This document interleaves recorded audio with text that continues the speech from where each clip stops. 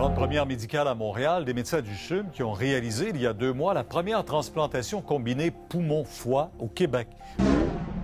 Oui, il y a exactement 2 mois, on a attendu un peu. Évidemment, le jeune que je vais vous présenter, qui a 33 ans, est sorti de l'hôpital il y a déjà 1 mois, donc il n'est pas demeuré longtemps. C'est une opération qui est très longue. Pierre, ça dure 12 heures. Donc, je vous présente Alexandre Grégoire, que nous avons rencontré en conférence de presse cet après-midi.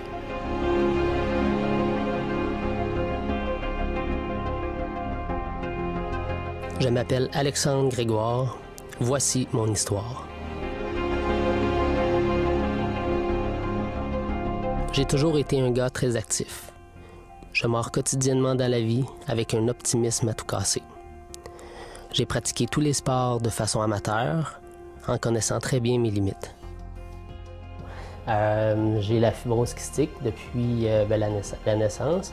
Puis les 2 dernières années ont été très difficiles. Mon état de santé a diminué drastiquement.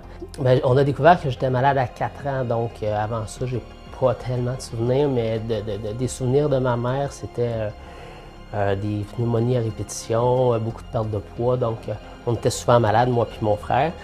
Mon frère plus que moi, donc lui a été diagnostiqué vers l'âge de 2 ans de la fibrose kystique. Écoutez, c'est certain, depuis leur naissance, les enfants avaient des petits problèmes de santé, mais qui étaient apparentés à rien de particulier. On ne savait pas trop.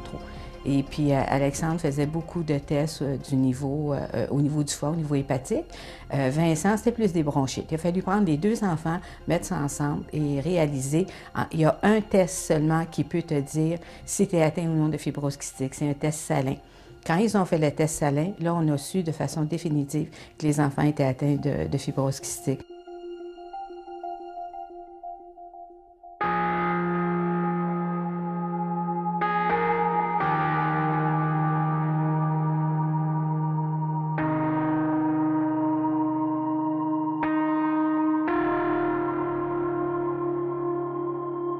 En janvier 2010, à l'âge de 30 ans, un virus me terrassa pendant plusieurs semaines.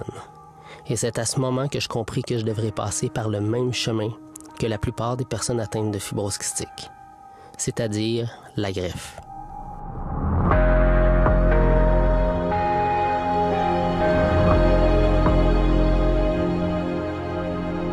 À cette période de ma vie, j'ai été rendu oxygéno-dépendant.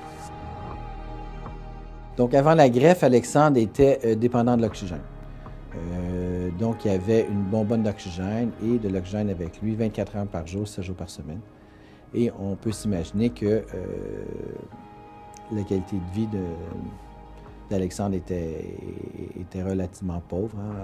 En janvier 2010, j'ai eu une espèce de... On pense que c'est le H1N1, mais c'est une espèce de virus qui m'a terrassé. Puis, à partir de là, mon état de santé s'est détérioré très rapidement. Puis, dû à mes problèmes hépatiques, là, ils ont dit on ne peut pas greffer juste les poumons parce que tes problèmes de foie vont engendrer d'autres problèmes pulmonaires.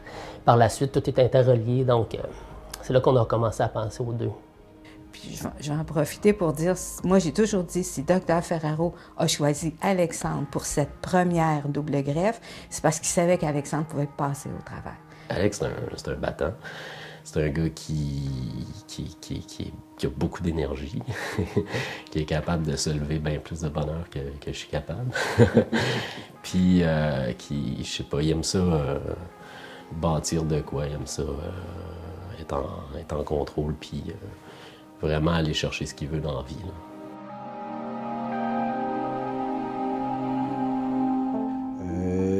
Les transplantations pulmonaires et les transplantations hépatiques, évidemment, c'est des chirurgies qui sont complexes. Même si les équipes ont beaucoup d'expérience, c'est des chirurgies qui sont compliquées. Il y a des risques. Les risques ne sont pas banals. Il y a des risques de décès, soit pendant l'opération ou après. Et en juin 2011, officiellement, Alexandre a été placé sur la liste d'attente, mais de façon particulière pour une greffe combinée poumon et foie.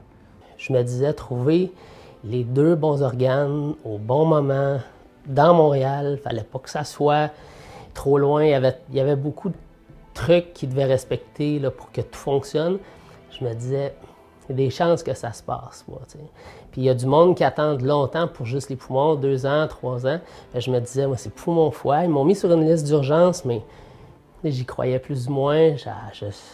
je forçais, puis je me suis dit, je suis certain que Dr Ferraro, il m'a tout le temps en tête, fait que ça a fonctionné. Mais quand il m'a appelé, il était 5 heures, je revenais du musée. J'étais ici, puis j'ai vu son nom sur mon téléphone cellulaire, fait qu'il m'appelait soit de son cellulaire ou de chez lui. Il me dit « Alex, on a les bons organes. C'est des organes de 33 ans, un homme. » Fait que j'ai fait « OK, t'es prêt? » J'ai dit « Oui, je suis prête, c'est tout. » Puis à l'hôpital, ça s'est super bien déroulé, mais avant l'opération, j'ai un blackout. Oui, Alexandre, en fait, son état, c'est vraiment impressionnant, là. Bon, ceux qui connaissent Alexandre, on connaît sa grande motivation et sa détermination, sa persévérance. Mais il a repris ses activités de bonne humeur, profite de la vie pleinement. Et c'est vraiment impressionnant et c'est valorisant pour toute l'équipe.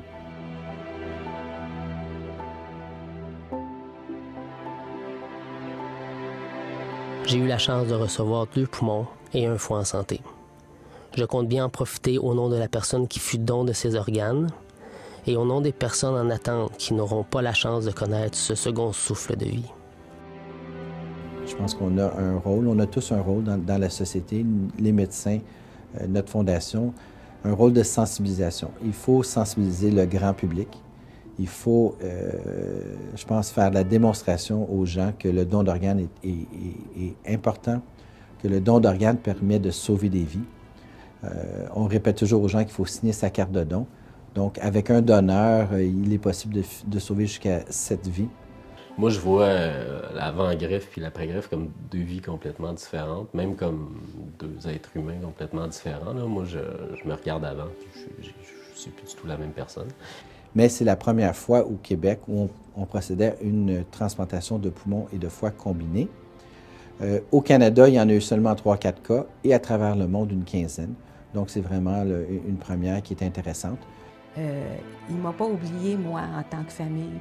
Puis Alexandre, c'est pas un numéro, puis Vincent, c'est pas un numéro. Puis il est fier de ce qu'il fait. Il n'a pas traité un numéro. Il a traité un humain qui s'appelle Vincent, qui s'appelle Alexandre, qui ont une mère qui s'appelle Pierrette, puis ça apparaît dans son discours, puis ça apparaît dans ses rencontres avec nous. C'est pour ça qu'il est si bon, d'ailleurs.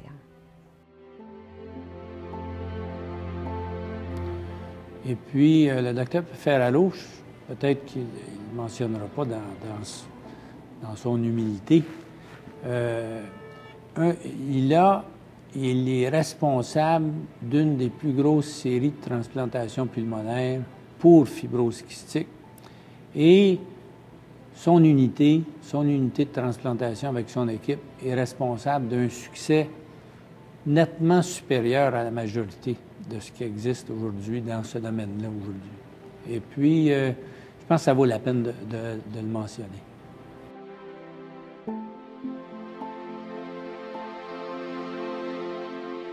Les avancées médicales et le développement des programmes de greffe permettent aujourd'hui aux jeunes et moins jeunes patients atteints de fibrose kystique l'espoir d'un monde nouveau.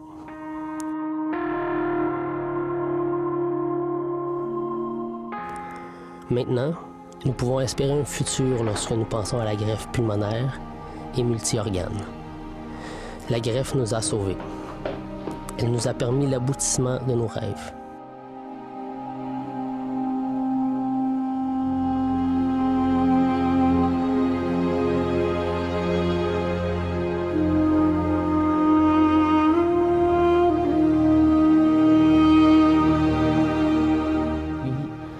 Deux mois après la greffe, il y a eu une conférence de presse. Puis j'ai ma copine actuelle qui m'a contacté sur Facebook par la suite. C'était une amie d'amis. Donc, elle m'a contacté juste pour me féliciter. Puis de fil en aiguille, c'est la flamme. Puis ça va super bien depuis. Ça fait tout juste 3 mois. Mais les deux, on est sur la même longueur d'onde. Puis ça va très, très bien. Aujourd'hui, sans date d'expiration, je peux espérer le meilleur de la vie. Seul devant mon futur, ne reste qu'à moi d'en profiter.